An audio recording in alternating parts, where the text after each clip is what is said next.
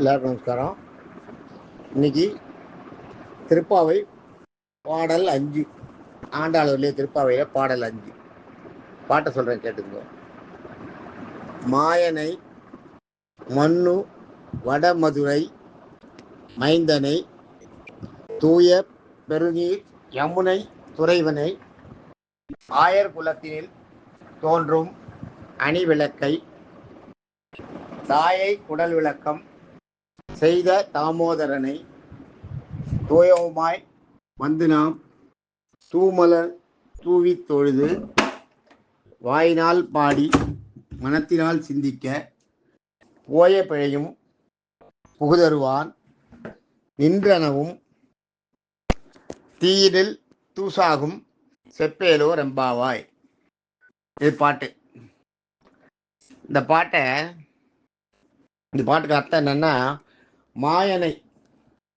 மாயனைனா கிருஷ்ணனை சொல்றான். கிருஷ்ணன் வந்து எவ்வளோ பெரிய மாயன். கிருஷ்ணபிரான் வந்து பெரிய மாயன். அதை சொல்கிறான். மாயனைனா சகடாசுரத்துல ஒருத்தன் போட்ட அசுரர்களெல்லாம் அழிச்சிடறான். ஆனால் உணர்ந்த மாதிரி இருப்பான். பல மாய லீலைகளை செய்கிறவன்.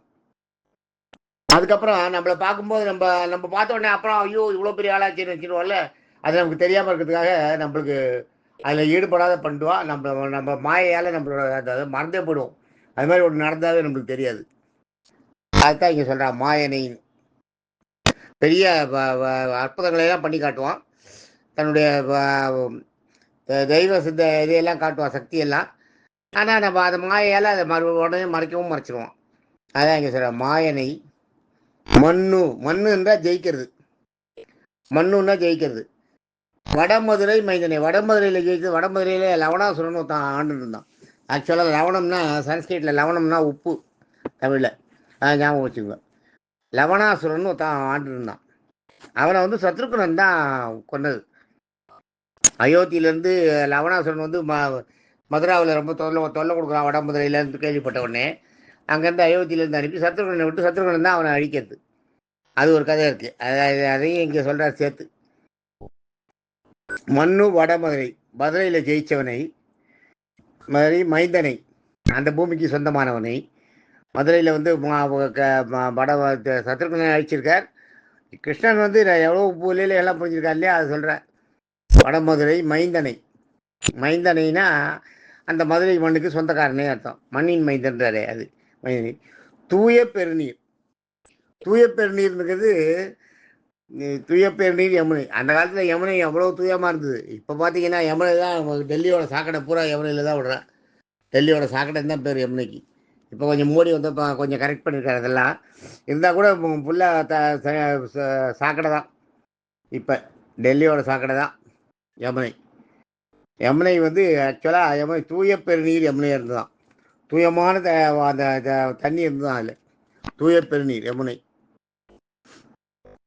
தூய பெருநீர் யமுனை துறைவனை.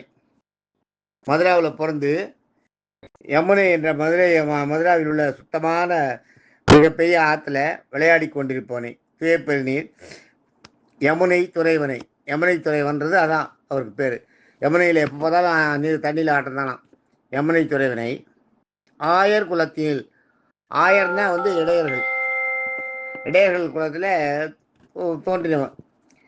ஆயர் குலத்தில் தோன்றும் அணிவிளக்கை. ஆயர் குலத்தில் தோன்றும் மணி விளக்கைனா இடையர் குலத்தில் தோன்றி புகழ் சேர்த்தவனின்னு அர்த்தம். அணி விளக்கைன்றதுக்கு வந்து இந்த விளக்குன்றதுக்கு விளக்கம், அணி விளக்கம்ன்றது அணி விளக்கைன்றது விலங்குன்னு வரணும். அது வந்து அந்த இதில் இலக்கணத்தில் அது ஒன்று வரும். விலங்குன்னு வரும். அது அந்த மாதிரி வர்றது வந்து அது தொழிற்பெயர்னுவான். இலக்கணத்தில் வந்து அதுக்கு பேர் அந்த அம்ன்றது விகுதி. விளக்கம்னு இங்கே வந்திருக்கிறது விலங்குன்னு வரணும். அந்த விலங்குன்னு அம்மன்றது வந்து அது விகுதி. அது மாதிரி அது தூய பெருநீர் யமுனை துறைவனை ஆயர் குணத்தில் தோன்றும் அணி விளக்கை. அணின்னா அந்த குலத்துக்கே புகழ் சேர்க்கிறது. அணி விளக்கை தாயை குடல் விளக்கம் செய்த தாமோதரனை. தாயை குடல் விளக்கம், அதுதான் இந்த இடத்துல தான் அந்த இது தாயை குடல் விளக்கம்ன்றது அந்த விலங்குன்றதுக்கு அம்முக்கு சேர்றது பாருங்க, இந்த இதில் க்ளீனாக வருது பாருங்க. இந்த அம்மு வந்து விகுதி. தாயை குடல் விலங்கு, பெற்ற தாயை குடல் வந்து அந்த தாய் பெற்றா இல்லையா, அந்த குடலோட குடல்லேருந்து வந்த அந்த குழந்தையோட பிரகாசமானது அந்த தாய்க்கு புகழை சேர்க்கறதாம். அது சொல்ற தாயை குடல் விளக்கம். தாயை வந்து விளக்கமாக குடல் விளக்கமாக தாயைக்கு விட்டு குடல்லேருந்து வெளியில் வந்து அந்த தாய்க்கு வந்து ஒரு தாயோட புகழ் விளங்குற மாதிரி ஓங்குற மாதிரி பண்ணேன். தாயோட புகழ் வெளியில் தெரிகிற மாதிரி பண்ணேன். இது இந்த பையனையும் எப்படி ஒத்தி பத்தாவளோன்னு சொல்கிறா இல்லையா, அதுதான் தாயை குடல் விளக்கம் செய்த தாம உதிரனை. தாம உதிரன், தாமம்னா கயிறு, உதரம்னா வயறு.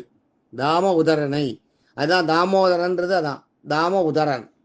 உதரம்ன்றது வந்து வயறு, தாம உதரன். உதிரம்னா இது பிளட்டு, ரத்தம். ஞாபகம் வச்சுக்கோ, உதிரம்னா ரத்தம், உதரம்னா வயறு. அதனால் தாம உதரன்னு சொல்லணும்.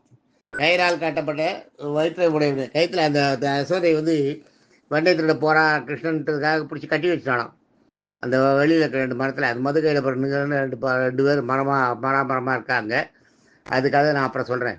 அந்த மரத்துக்குள்ளே கட்டி வச்சுட்டாலும் அந்த கட்டி வச்சுப்போ அந்த கயிறு இடுப்பில் அழிஞ்சு எடுத்தான், அழிஞ்சு வடுவாக எடுத்தான். அதான் அந்த தாம உதரன், வயிற்றில் கயிறால் கட்டப்பட்டவன் அர்த்தம். தாம உதரனை அது மாதிரி தாம உதரனை. அப்புறம் என்ன வேற என்ன அடுத்தது, தாமோதரனை தூயோமாய். தூயோமாய்னா நம்ம வந்து சுத்தமாக அந்த இது நம்ம வந்து இந்த தூய்மையில் வந்து 2 இருக்குது. மன தூய்மை, அகத்தூய்மை, புற தூய்மைன்னு இருக்குது. அகத்தூய்மைன்றது மன தூய்மை, புற தூய்மைன்றது உடல். ஆக இது 2ஐயும் தூயோமாய் வந்து நாம் தூமலர் தூவித்தொழுது. தூமலர், மலர் தூவுறதுன்றது வேற. அந்த மலர் எடுத்து என்ன தூமலர்ன்றது எதையும் எதிர்பார்க்காத பெருமாளுக்கு செய்யறதுக்கு பேர் தூமலர்னு பேரும். எந்த பலனையும் எதிர்பார்க்காம செய்யறதுக்கு பேர் தூமலர்னு பேரும். அதனால தூமலர் தூவி தொழுது எந்த பலனையும் எதிர்பார்க்காத பெருமாளை பெருமை விட்டு சேவிச்சு. இது வந்து நம்ம உடலால் தூய்மை அடைகிறது இருக்குது. அதில் உடலும் அந்த 3 விஷயம், மனசில் தூய்மை, அகத்தூய்மை, புற தூய்மை. வெளியில் குளிச்சுட்டு சுத்தமாக இருக்கிறது. 2வது தூய மலர்களை கொண்டு தூவி பெருமாளை உடலால் அதை வணங்கி செய்கிறது. அது அந்த தூய்மை. இந்த 3 தூய்மையும் சேர்ந்திருக்கு. தூயமாய் வந்து நாம் தூமலர் தூவி தொழுது, தூவி தொழுது தூமலர் வந்து நாம் தூயமாய் வந்து நாம் தூமலர் தூவி தொழுது வாயினால் பாடி, வாயால் பாடுறாளாம், மனத்தினால் சிந்திக்க. 2 வருது இல்லையா, இந்த இடத்தையும் பாருங்க, இந்த இடத்துல வந்துட்டு பாருங்க. அது அந்த அர்த்தம். தூயமாய் வந்து நாம் தூமலர் தூவி தொழுதுன்றதுக்கு வாயினால் பாடி மனத்தினால் சிந்திக்க. வாயால் பாடுறீங்க, மனசில் இருக்க தானே வாயில் வருது. மனத்தினால் சிந்திக்க, மனசில் சிந்திக்கிறீங்க. இந்த மாதிரி இருக்கும்ப போய பிழையும் அதில் எல்லாம் நீங்கள் பண்ண தப்பெல்லாம் அதில் மறைஞ்சு போய்டுதான். புகுதருவான் அதெல்லாம் போயிடு. அது அந்த அந்த அந்த மாதிரி ஒரு இதை உங்களுக்கு கொடுப்பான். நின்றளவும், புகுதருவான்றது போக செய்வான்னு அர்த்தம். புகுதருவான் நின்றளவும், அதையும் தாண்டி நின்றுனா கூட புகுதருவான் நின்றளவும் தீயினில் தூசாகும் செப்பேலோ ரெம்பாவன். தீயினில் தூசாகும், நெருப்பில் எங்கேயாவது தூசுப்பட்டதுன்னா அதுக்கு எங்கேயாவது அது என்ன ஆகும், அது அப்படியே பசுமமாயிடும் இல்லையா. அது மாதிரி நீங்கள் செய்கிற அந்த வாயினால் பாடி மனத்தில் சிந்திக்கிறீங்களே, அந்த அந்த காரியத்தை செய்யும்போது அந்த நீங்கள் பிச்சை ஏதாவது கொஞ்சம் இந்த உங்களோட பாவங்கள் இருந்ததுன்னா கூட அந்த பாவமும் தீயினில் நெருப்பப்பட்ட தூசு மாதிரி அப்படியே எரிஞ்சு சாம்பலாக போயிடும்.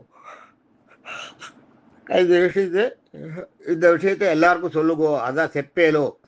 அந்த மாதிரி இந்த விஷயத்தை எல்லாருக்கும் சொல்லுங்கோ, நமக்கு தெரிஞ்ச வாழ்க்கெல்லாம் சொல்லுங்கோ, எல்லாரையும் வர சொல்லுங்கோ. பாவாய், என்னுடைய பாவை நண்பர்களே, தோழிகளேன்னு சொல்கிறதா அர்த்தம். இது நாளைக்கு அடுத்த பாட்டை பார்ப்போம். தேங்க்யூ.